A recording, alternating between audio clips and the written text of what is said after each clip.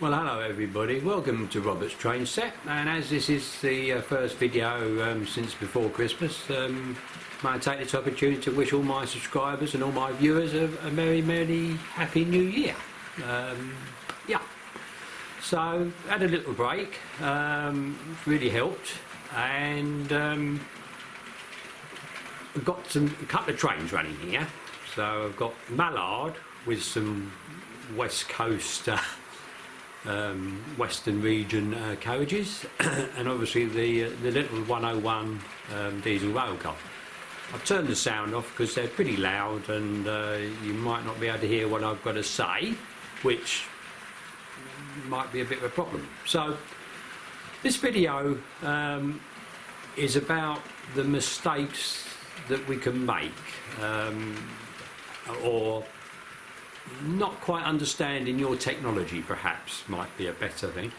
So what you're going to see at the beginning is the camera and the microphone setup that I'm using to record this bit. As you will have possibly seen, I bought it in about July of last year. Well, that seems strange. And didn't think anything of it, plugged the microphone in, and it's quite a nice microphone. Didn't think anything of it. And quite a few months went by, and I had 2 subscribers, and they wrote to me, and they said, when we're watching these, and I'm only assuming this, but I'm assuming they were watching it on their phones, and they use headphones to hear the sound. They said, why when we're watching it does on the opening sequence we get stereo, so sound in both ears, and when the main bit comes on only one ear, as I think it was in the left ear that you get it. I didn't really know, I must admit, whatever. So I did try listening to it on headphones, which I'd never done before. I'd always watched it, you know, either on the computer or the TV or whatever, and I didn't notice any difference. But with headphones, yes, you do. And anyway, I was at a loss really. So in the end, I didn't use the new microphone and just used the microphone in the camera, which isn't too bad. I've not had an awful lot of complaints about the sound, but people don't always complain, do they? Just don't watch the video. So as I've been off from having to make these videos for 2 or 3 weeks, I had time, and I thought my first assumption was that the microphone and the video camera were not compatible, i.e., you know, it wasn't recording, the microphone wasn't receiving it in the right format for the camera to recognise. Never actually thought that there was a fault anywhere. I just thought, you know, it's a mismatch. That's part of the problem of buying online, isn't it? You don't get the advice of the people that might know. So anyway, I bought it from Jessop's in July. They came separately. I phoned up Jessop's. My nearest store is in Ipswich, which is about a 40-mile round trip. And the chap I spoke to was very helpful and suggested doing various things, which I did, which made absolutely no difference whatsoever. And I phoned back after trying these and said, didn't actually get the same chap but another fella. And what he basically suggested, why don't you bring the microphone in to the shop and we could try it in another camera and see if it's working and all that. Because at this stage we thought there might be a fault in the microphone. So I did. I drove to Ipswich and parked outside a bit and walked in, because it is a bit horrific parking in Ipswich, or quite expensive can be. And I met the second chap that I spoke to first of all, and he tried it. He did try it on another camera and it worked lovely, no problem. So we then thought maybe there's a fault in the camera where you plug in the microphone. Maybe one of the wires isn't connected. Anyway, what you're going to see on this video is you can actually bring up a test in the camera to show how the microphones are performing, you know, that you're getting it on both channels and whatever. So part of what you're going to see is that, and I've explained, I think, basically what we were looking at, and then eventually the chap that I spoke to first of all, who was very tall, I must admit, he was a head above me, he was very knowledgeable on it, and basically we sorted it. So what you're listening to now, hopefully with my 2 subscribers, is stereo in both ears, so hopefully it's working. I've not got the sound on the trains because I tried it and it's so loud you can't hear me talking, which might be a bonus, I don't know, but there we are. Anyway, so that's that. And the reason that the Mallard is on the layout is that's the other mistake. In one of my previous videos I did say Mallard was really, really thick, wasn't it? Or sick. And I said if you see him in the video, in the running session, I'll have fixed it. Well, as you did see, he was in the running session, but what you didn't see is I cheated. So when you've seen the bit on the camera, I'll come back to you and show you some of the Mallard stuff. Okay. Anyway, let's get on with the bit about the camera and the microphone. And it's a right saga. Never mind. Cheers, everybody. So keep watching, and I'll see you a bit later on. Cheers. Bye. This is my camera setup with the microphone on top. Not hot shoe, actually got a battery in it. These are the controls on the camera, and they're the controls on the microphone. So you're going to see me testing it.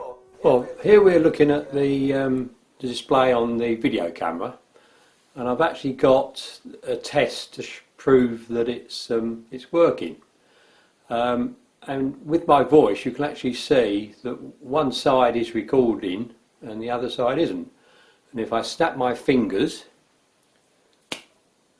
you can see that the left is reacting and the right isn't. So in the shop, the chap that helped sorted this out, if you turn the sensor on the back of the microphone to ultra sensitive, i.e. it records every little sound, so that goes from 0 to +20. Make that -10 to +20, not what I said. And then click your fingers, and as you can see, if I do it in the right place,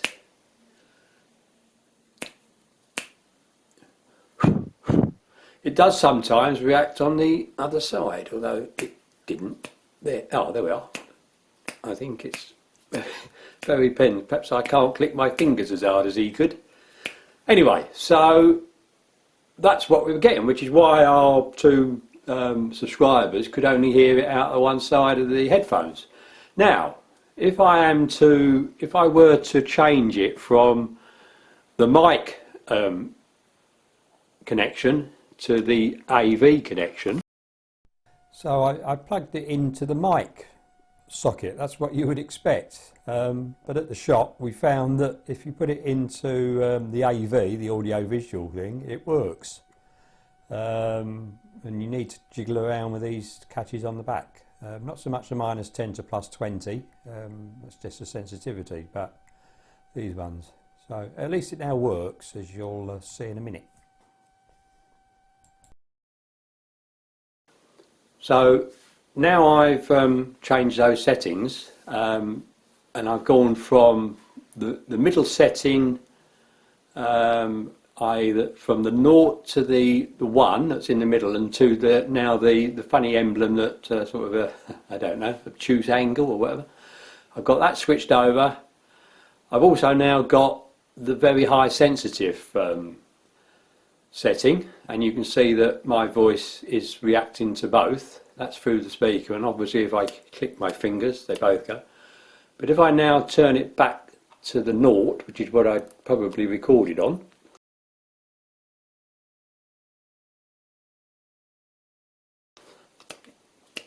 you can see that they both react, and they're both reacting to my voice. So hopefully our subscribers will now have sound in both their ears. It's taken me 6 months with the help of Jessop's to sort it. I mean, I did buy it from them in the first place, but really strange. Anyway, I hope this helps people. Perhaps you're not as stupid as me, but yeah, it's not exactly clear in any of the instructions that I could read, and I didn't quite experiment enough, I would say. So there we are.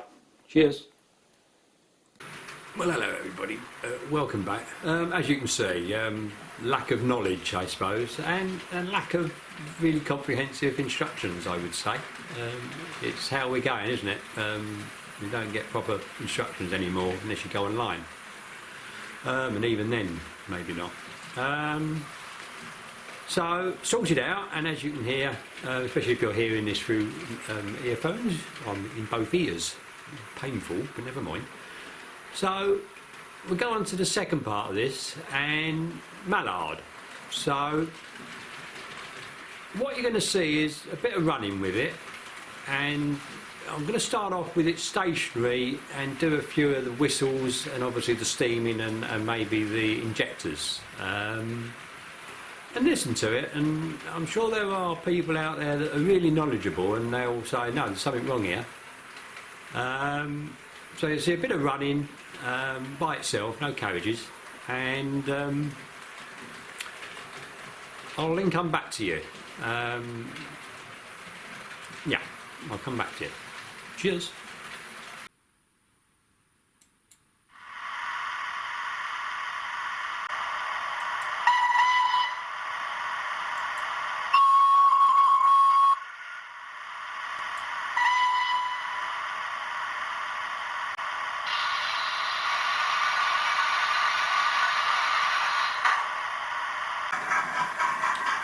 So in the shot is the Mallard, the A4 Mallard, which if you remember I did a little piece on this that it wasn't very well.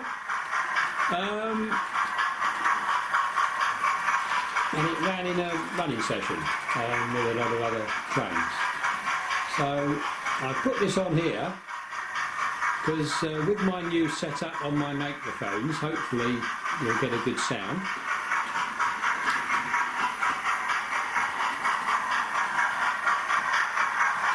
And I wondered if anybody noticed that maybe the sound isn't quite right.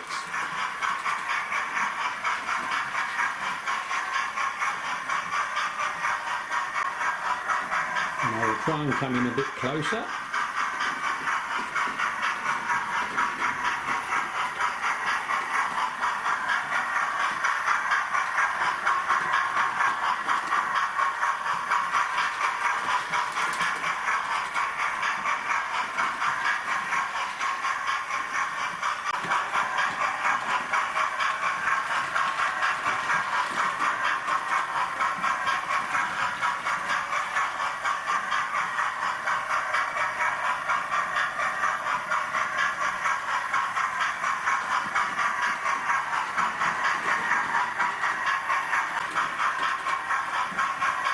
And when you next see this logo,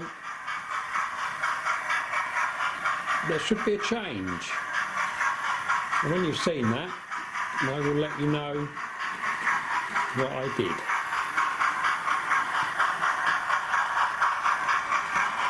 Nice logo. Still doesn't run as well as I'd like, but at least it runs. Bye bye Mallard in this generation. Bye. So you've seen that bit of running.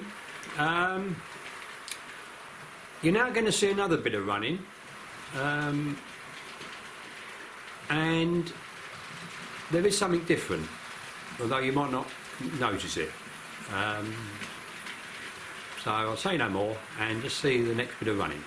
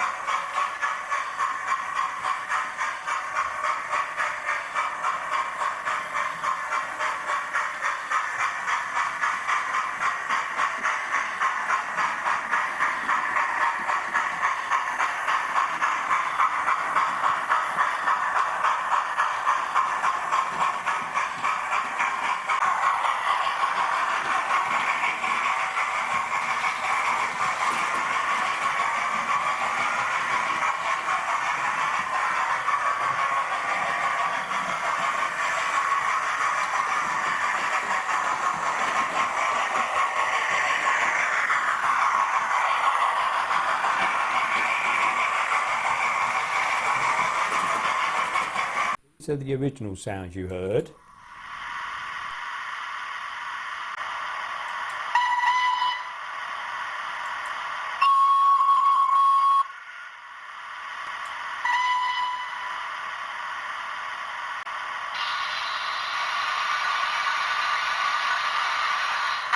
These are the new ones.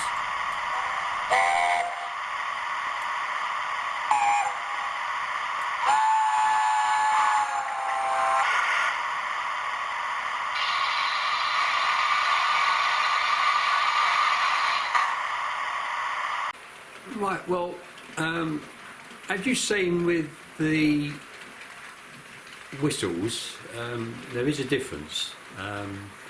I would say that the actual running sounds, you know, the chuffing and that, isn't an awful lot different from the A1, A3 decoder to the A4 decoder. So what did I do wrong? When I was trying to repair it for that video, I very stupidly, well, two things I did stupid. I managed to break the lug off on the tender that holds it at the end where the loco is. Overcome that by just using some white tack just to hold it so it doesn't come off. So first thing, learn anything from it, read the instructions on how to take things apart. I didn't. I can get a little bit anxious and get the thing to get it done. Bit of a fault, never mind. And the other thing I did wrong, which cost me a bit more money, when I was putting the body back on after